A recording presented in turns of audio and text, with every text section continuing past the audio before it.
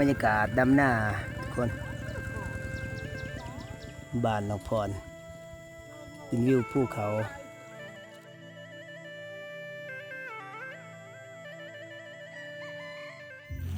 ดำหน้าบ่มือนี่ไปดำหน้าหนองพรเด้อทุกคนมากับสาวๆกำลังเริ่มมาดำหน้าทุกคนมือนี้มาดำหน้าเด้อฝากติดตามคือเก่ากาวบริสุทธิ์ลงคลิปฝนเกียมตกมืดแล้วนี่เป็นบรรยากาศหน้าน้องเพิ่น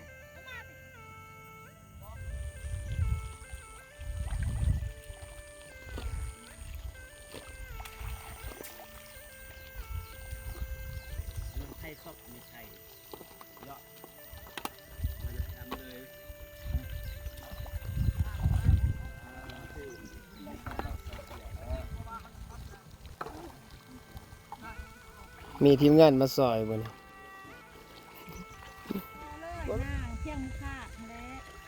เมื่อยปะ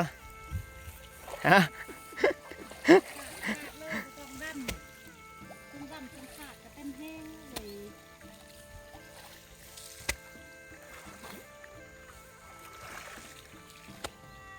เอ้ยเมื่อยปะ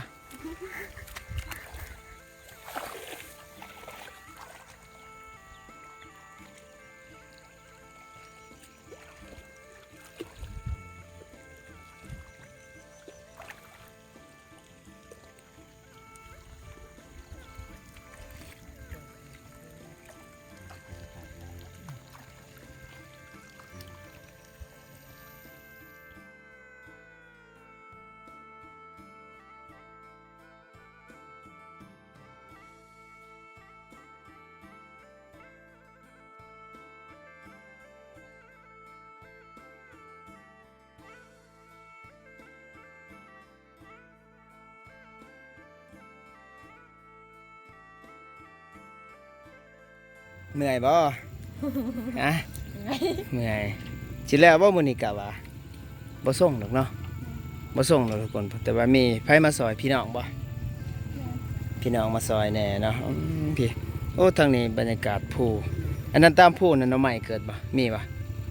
หน่อไม้มี หน่อไม้ไล่บ่ส่วนหลายหน่อไม้หยัง ไม่ไร ไปต้องดำต่อยังบ่แล้วได้ทุกคนเนาะ บ้านละพี่บ้าน มาดำหน้าซอยหนองพรมื้อนี้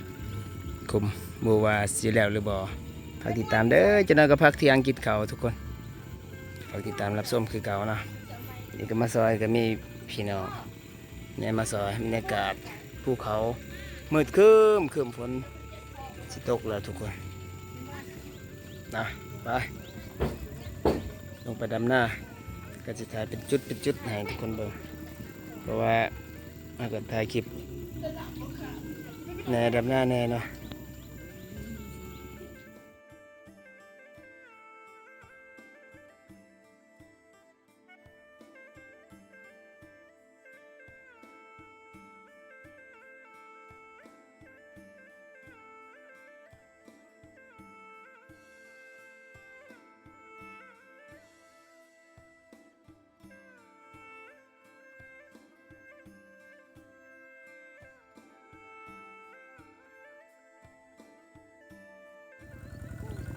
บรรยากาศดำหน้า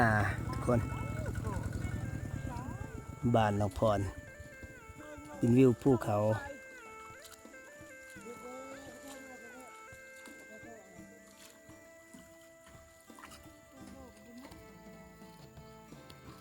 เมื่อยบ่หน้าแดงแล้วดำหน้าซอยเด้อฝนก็สิตกแล้วฝนตกแล้วเปียกเนาะเปียกทุกคนฝนตกพักผ่อนพักเที่ยงทุกคนกินข้าวเนาะเป็นจะได้กะฝากติดตามเด้อ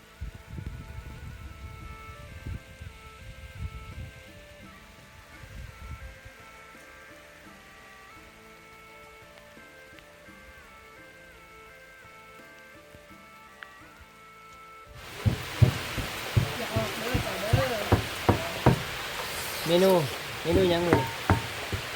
ก้อยปลาก้อยปลา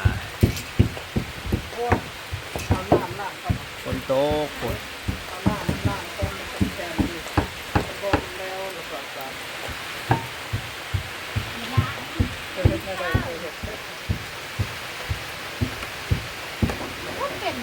เอาเกลือมาเกลือ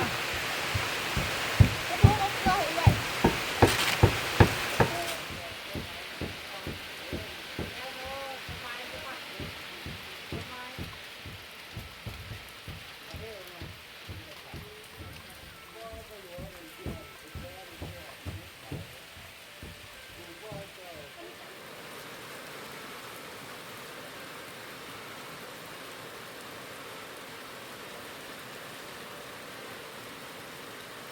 ฝนตกแห้งทุกคน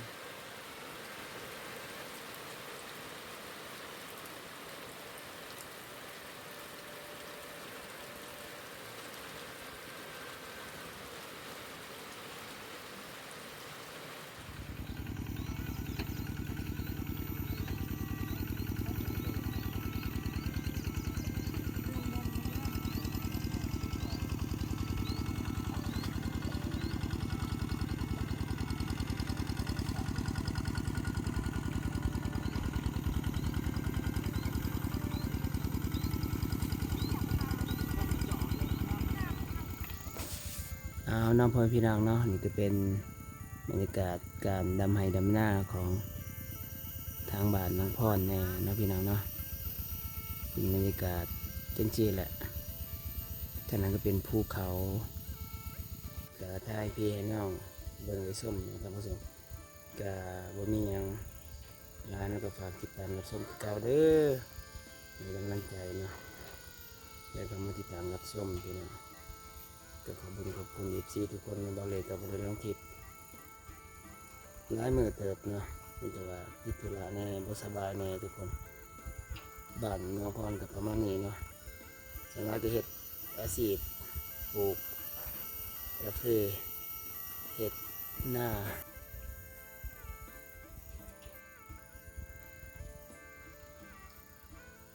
ถ้าพี่น้องๆมาคลิปวิดีโอแบบนี้ก็ฝากคำมาคอมเมนต์ทางธรรมะหลายๆเด้อเนาะในการสิทายไปเรื่อยๆทุกคนตามวิถีชนบทเนาะสำหรับที่นี่ก็มียังหลายขอบคุณว่าสบายดีคลิปอาจจะไม่ยาวปานใดทุกคนอันนี้มันก็ทำแล้วเนาะแล้วเราพบกันคลิปหน้า